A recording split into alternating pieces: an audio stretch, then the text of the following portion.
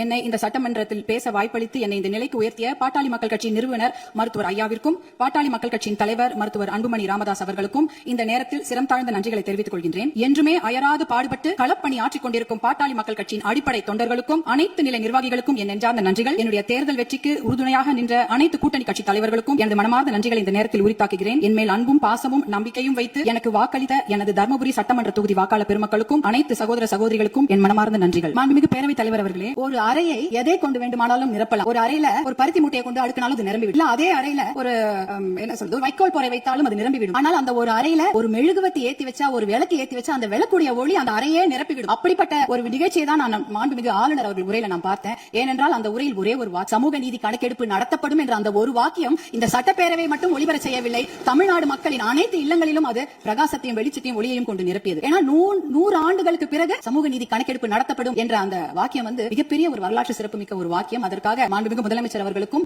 மாண்புமிகு நம்முடைய தமிழக அரசுக்கும் எங்களுடைய பாட்டாளி மக்கள் கட்சி சார்பாக நன்றிகளையும் வரவேற்பையும் தெரிவித்துக் கொள்கிறோம். ரொம்ப அன்பாக மகிழ்ச்சியாக தெரிவித்துக் கொள்கின்றோம். ஏனென்றால் பாட்டாளி மக்கள் கட்சியின் கொள்கைகளே அதை ஒருங்கிணைக்கிற ஒரு மையப்புள்ளி அப்படின்னா அது சமூக நீதி தான். அந்த சமூக நீதியை நிலைநாட்ட இந்த சமூக நீதி கணக்கெடுப்பு நடத்தப்படுவதால் கண்டிப்பாக எல்லா இல்லங்களுக்கும் தமிழ்நாட்டின் மக்களுடைய அனைத்து நலத்திட்டங்களும் போய் சேரும் என்பதில் எந்த ஐயமும் இல்லை. அதற்காக எங்களுடைய மகிழ்ச்சியை தெரிவித்துக் கொள்கின்றோம். மாண்புமிகு மேதக ஆளுநர் அவர்கள் உரையில வேளாண் பெருமக்கள் அப்படின்ற வார்த்தை சொல்லியிருந்தாங்க. வேளாண் பெருமக்கள் என்ற வார்த்தை எவ்வளவு அழகான வார்த்தை. ஆனால் பாட்டாளி மக்கள் கட்சியில நாங்க வேளாண் பெருமக்களை கடவுளாக தான் நாங்க பார்ப்போம். அவர்கள் நமக்கு உணவளிக்கும் கடவுள்களாக தான் நாங்க அவங்களை பார்க்கிறோம். அதுல பாத்தீங்கன்னா சிறு குறு விவசாயிகளுக்கான கடன், விவசாய கூட்டுறவு கடனை தள்ளுபடி கொஞ்சம் செய்வதாக அறிவித்திருக்கிறார்கள். நீங்க வேளாண் குடிமக்களுடைய உழைப்பை நம்ம பார்க்க வேண்டும். வெயில்ல யாருமே வெளியில போக மாட்டாங்க. ஆனா வேளாண் குடிமக்கள் மட்டும் தான் வெயிலே வேலை செய்வாங்க. கடின உழைப்பை அந்த வெயில தான் கொடுப்பாங்க. அதே சமயம் மழை வெள்ள காலங்கள்லயும் அவங்க வேலை செஞ்சுட்டு இருப்பாங்க. மழை வெள்ளத்துல கொஞ்சம் அதிகமா தண்ணி தேங்கிட்டா கூட அந்த நிலத்துல இருக்கிற அந்த பயிர் எல்லாம் அப்படியே முழுகிடும். இப்பெல்லாம் போய் பயிர் முழுகிட்டா யாரும் போய் நேரடியா ஆய்வெல்லாம் செய்யறது இல்ல. ட்ரோன் அனுப்பி அந்த பயிர்ல அந்த தண்ணி நிலத்துல தேங்கி இருக்கான்னு கண்டுபிடிக்கிறாங்க. 2 நாள் கழிச்சு நீங்க ட்ரோன் அனுப்புனீங்கன்னா தண்ணியே இருக்காது, தண்ணி வடிஞ்சிடும். அப்ப அந்த ட்ரோன் என்ன சொல்லணும்னா தண்ணி இல்ல, அங்க எந்த பாதிப்பும் இல்ல அப்படின்ற தகவலை கொடுக்கும். இப்படி எவ்வளவு பிரச்சனைகள். அதே அறுவடை செய்து விட்டார்கள் என்றால் பாத்தீங்கன்னா அந்த டைரக்ட் ப்ரொக்யூர்மென்ட் சென்டர், அதாவது டிபிஆர் சொல்லுவாங்க, அந்த கொள்முதல் நிலையங்கள், நேரடி கொள்முதல் நிலையங்களுக்கு மூட்டை மூட்டையா அரிசி எடுத்துட்டு போவாங்க. ஆனா ஒரு கொள்முதல் நிலையங்களையும் ஒரு நாளைக்கு இவ்வளவுதான் அரிசி எடுத்துக்க முடியும், இவ்வளவுதான் மூட்டை எடுத்துக்கொள்ள முடியும் என்ற அளவுகோல் இருக்கும். ஆனால் அந்த அளவுகோலுக்கு மேல ஆயிடுச்சுன்னா அந்த மூட்டையை வச்சுட்டு வெயிலையும் மழையிலும் அங்கேயே இருக்கும். அது என்ன சரி, மூட்டையை அவங்க நிலத்துல இருந்து எடுத்துட்டு போயிட்டாங்கன்னா தனியார் அந்த கொள்முதல் நிலையம் வாசல்லே படுத்து கிடப்பாங்க. மழை பெஞ்சிச்சுன்னா அந்த மூட்டையெல்லாம் உள்ளே முளைச்சிடும், கெட்டு போயிடும். இப்படி எத்தனையோ சிரமங்களை மீறி தான் அவங்க நம்மளுடைய உணவு மேசைக்கு சாப்பாடு கொண்டு வராங்க.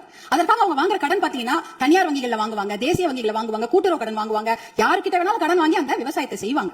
அப்படி இருக்கும்போது அந்த வங்கி கடன்களை நம்ம தள்ளுபடி செய்ய வேண்டும். மகாராஷ்டிரால பாத்தீங்கன்னா எல்லா வங்கி கடன்களையும் தள்ளுபடி செய்திருக்காங்க. நம்ம தமிழ்நாட்டில் நம்ம கூட்டுறவு கடன், அந்த கடனை வாங்கின கடனை முழுமையாக தள்ளுபடி செய்ய வேண்டும் என்பதுதான் எங்களுடைய வேண்டுகோள். அப்படி ஏன் தெரியுங்களா, தமிழ்நாட்டோட ஒரு 3 பேர்ல 2 பேர் விவசாயத்தை சார்ந்த தொழில் செய்யறாங்க தமிழ்நாட்டுல. அப்படி இருக்கும்போது வருஷத்துக்கு நீங்க 10,000 கோடி கடன் வாங்கினவங்க கூட சந்தோஷமா வெளிநாட்டுல வாழ்ந்துடுறாங்க கடனை கட்டாம. ஆனா 10,000 ரூபாய் கடன் வாங்கிட்டு அந்த கடனை யாரா வீட்டு வாசல்ல வந்து கேட்டாங்கன்னா அவமானம் தாங்காம தற்கொலை பண்ணிக்கிறாங்க. 2021, 22, 23 கிட்டத்தட்ட 1968 விவசாயிகள் தமிழ்நாட்டுல தற்கொலை பண்ணிருக்காங்க. அப்படின்னா ஒரு நாளைக்கு 2 விவசாயிங்க தற்கொலை பண்ணிருக்காங்கன்றத இந்த புள்ளி விவரம் சொல்லுது. அவங்களால நம்ம காப்பாத்தி ஆகணும். இப்ப சூப்பர் எல்னினோ வரப்போகுது.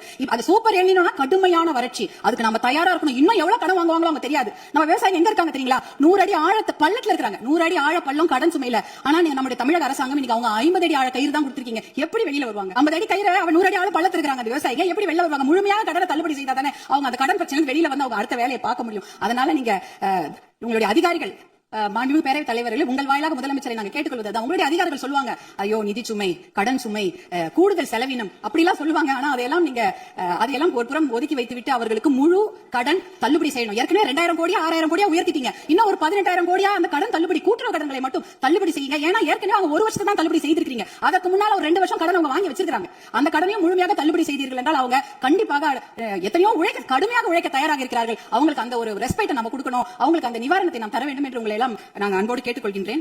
அடுத்ததாக பாத்தீங்கன்னா, தமிழ்நாட்டில் 2026ஆம் ஆண்டில் ஆட்சி மாற்றம் ஏற்படுவதற்கு காரணமாக இருந்தது பெண்கள் மற்றும் குழந்தைகளுக்கு எதிரான குற்றங்கள் கட்டுப்படுத்தப்படாமல் அதிகரித்ததுதான். ஆனால் ஆட்சி மாற்றம் ஏற்பட்ட பிறகும் அதே நிலை தொடர அனுமதிக்க கூடாது. பொறுத்தது போதும், நம்ம இனிமேல் பொங்கித்தான் எழ வேண்டும். ஏனென்றால் ஒரு பழமொழி சொல்வாங்க, அரசன் அன்று கொள்வான், தெய்வம் நின்று கொள்ளும் அப்படின்னு சொல்லுவாங்க. இன்னைக்கு நம்ம குழந்தைங்க மேல கைய வச்சவங்களை நம்ம சும்மா விடக்கூடாது. இந்த பெண்கள் குழந்தைகளை காப்பாற்ற முடிய வேற வழியே கிடையாது. ஏன்னா அவங்க நினைச்சிட்டு இருக்காங்க இன்னும் ஒரு 5 வருஷம் பொறுமையா கேஸ் ஆடிட்டே போலாம், பொறுமையா வெளில வந்துடலாம், இந்த கோர்ட்ல அந்த கோர்ட்ல அதுக்கு மேல கோர்ட்னு போய் அவர்கள் வெளியில வந்து விடுவார்கள் என்ற தைரியத்துல தான் இவ்வளவு பெரிய தவறுகளை செய்கிறார்கள். அவர்களுக்கு அந்த உயிர் பயத்தை, குழந்தைகள் மேல் கை வைத்தவர்களுக்கும் பெண்கள் மேல் கை வைத்தவர்களும் அந்த உயிர் பயத்தை கொடுத்தாதான் இனிமேல் அந்த தவறை செய்ய மாட்டாங்க. அதுக்காக இனிமேல் நாம பொறுத்தது போதும், பொங்கி எழ வேண்டும் என்று மறுபடியும் நான் உங்களை வேண்டி விரும்பி கேட்டுக்கொள்கின்றேன். அப்புறம் தருமபுரி மாவட்டத்திற்கு ஒரு என்னுடைய கோரிக்கைகள். தருமபுரி காவிரி உபரிநீர் திட்டத்தை உடனடியாக அறிவிக்க வேண்டும். தருமபுரி மாவட்டம் மிகவும் பின்தங்கிய மாவட்டம், ரொம்ப வறட்சியான மாவட்டம். அங்க நாங்க நிலையங்களோ கட்டிடங்கள் எல்லாம் கேட்கல, குடிக்கிறதுக்கு தண்ணி கேட்கிறோம். ஒரு ஆளுக்கு ஒரு குடம் தண்ணி கூட கிடையாது. ஒரு ஆளுக்கு ஒரு குடம் தண்ணி கூட கிடையாது. தருமபுரி மாவட்டத்தில் 2 பெரிய ஆறு ஓடுது. காவிரி ஆறு ஓடுகிறது, தென்பெண்ணை ஆறு ஓடுகிறது. ஆனா அதுல இருந்து தண்ணி அவங்களால குடிக்க முடியாது. ஏன்னா அந்த தண்ணி அவங்க வீட்டுக்கு வராது, பார்க்க தான் முடியும். நேரம் பாப்பாங்க, ஆறு எதிர்க்க ஓடும், தண்ணி வீட்டுக்கு வராது. இப்படிதான் அதோட நிலைமை. அந்த தருமபுரி காவிரி உபரிநீர் திட்டத்தை செயல்படுத்தினாங்கன்னா கண்டிப்பாக தண்ணி அவங்களுடைய ஏரி குளங்களை நிரம்பிவிடும், எத்தனையோ குடும்பங்கள் பிழைத்து விடும். அது ஒரு அந்த திட்டத்துக்கு நீங்க புளோரோசிஸ் கூட புளோரைடு கூட தருமபுரி மாவட்டத்தில் இருக்கு. எல்லாருடைய பல்லும் கருப்பு கருப்பா இருக்கும், மஞ்சள் கலரா இருக்கும் தருமபுரி மாவட்டத்தில் மக்கள். அது பாத்தீங்கன்னா அந்த புளோரோசிஸ் என்ற ஒரு தன்மை, அதெல்லாம் குறைக்கணும்னா நல்ல தண்ணியை கொடுங்க. தருமபுரி காவிரி உபரிநீர் திட்டத்தை நீங்க செயல்படுத்துமாறு அன்போடு கேட்டுக்கொள்கிறேன். அடுத்தது தருமபுரியில சிப்காட் தொழிற்பேட்டை அனௌன்ஸ் பண்ணி 18 வருஷம் ஆச்சு. 2 முறை அதுக்கு திறப்பு விழா பண்ணியாச்சு. ஆனா கூடுதல் நிதி ஒதுக்கீடு செய்ய வேண்டும். அந்த இடத்துல 2 நிமிஷம் கூடுதல் நிதி ஒதுக்கீடு செய்து தருமபுரி மாவட்டத்திற்கு அந்த சிப்காட்டை உயிர் கொடுக்கணும். ஏன்னா தருமபுரி மாவட்டத்தில் 3 லட்சம் இளைஞர்கள், 3 லட்சம் குடும்ப தலைவர்கள் புலம்பெயர்ந்து மற்ற ஊருக்கு போய் பழிச்சிட்டு இருக்காங்க. அவங்க குடும்பத்தோட சேர்ந்து வாழறதுக்கு நீங்க வழிவகை செய்யணும். கூடுதல் நிதி ஒதுக்கீடு செய்து அந்த சிப்காட்டுக்கு உயிர் கொடுக்க வேண்டும் என்று கேட்டுக்கொள்கிறேன். அடுத்தது பாத்தீங்கன்னா தருமபுரி மொரப்பூர் ரயில்வே திட்டம். சென்னையில இருந்து எல்லாரும் அவங்க ஊர் தலைநகரம் மாவட்ட தலைநகருக்கு ட்ரெயின்ல போலாம். ஆனா எங்க ஊருக்கு மட்டும் போகவே முடியாது ட்ரெயின்ல. தருமபுரிக்கு சென்னைக்கு ட்ரெயின் கனெக்ஷன் கிடையாது. அதனால மொரப்பூர்ல ஒரு பெரிய பிட்டு உடைஞ்சு போயிருக்குது. அதுக்காக பாட்டாளி மக்கள் கட்சி நாடாளுமன்ற உறுப்பினர்கள் 2004 இருந்து போராட்டம் பண்ணி 2019 அந்த திட்டத்துக்கு அனுமதி வாங்கி ஃபண்டும் வாங்கி கொடுத்துட்டாங்க. ஆனா நிலத்தை வாங்கி கொடுப்பதில் கொஞ்சம் நிறைய சிக்கல்கள் இருக்கு. 50% நிலம் மட்டும் தான் அதுக்கு ஒதுக்கீடு செய்திருக்காங்க. அந்த திட்டத்தை விரைவாக செயல்படுத்த வேண்டும். அதற்கு நீங்கள் சிறப்பு கவனம் தமிழக அரசாங்கம் செய்ய வேண்டும் என்று உங்களை அன்போடு கேட்டுக்கொள்கின்றேன். வருமானம் இல்ல நம்ம சொல்லிட்டு இருக்கோம். ஆனா நிறைய நல்ல திட்டங்கள் இருக்கிறது. அதாவது பாலிசி டிசிஷன்ஸ் பண்ணாலே அந்த வருமானம் தேவை கிடையாது. இப்ப இளைஞர்களுக்கு வேலை வாய்ப்பு 75% நீங்கள் உறுதி செய்து விட்டீர்கள் தனியார் துறையில அப்படின்னு சொன்னீங்கன்னா, தனியார் துறையா அவங்களுக்கு வேலையை கொடுப்பாங்க. தமிழ்நாட்டு இளைஞர்களுக்கு வேலை கொடுக்கப்படும். வேலை இல்லா திண்டாட்டம் அதே குறைஞ்சிடும். அதே போல மாவட்டங்கள் அதிகமாக இருக்கிறது தமிழ்நாட்டில்.